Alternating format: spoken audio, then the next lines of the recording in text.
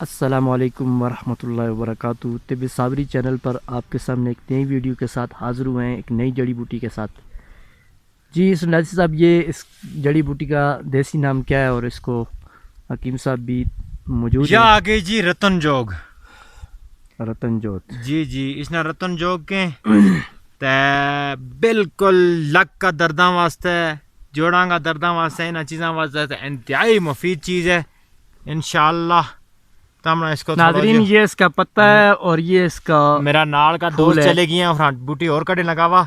इस टाइम मेरे को बेल नहीं है, इसना मैं अपना हाथ ही ना काटूं तमना दिखाऊं। नाज़रीन ये देख रहे हैं आप, निकल आवे, बिल्कुल निकल आई।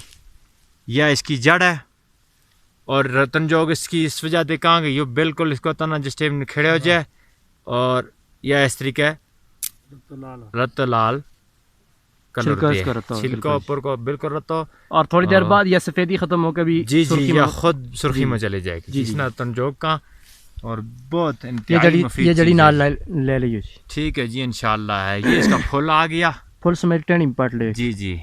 और नाज़रीन या रतन जोग आ गई जी, ना पूरी ना देख सको बिल्कुल जी जी। सर से लेकर पांव तक के तमाम अमराज के लिए तिब्बे साबरी यूट्यूब चैनल को सब्सक्राइब करें। अगर आप वीडियो में दिया गया नुस्खा खुद नहीं बना सकते तो इस व्हाट्सएप नंबर पर राब्ता करके नुस्खा ऑर्डर पर बनवाएं।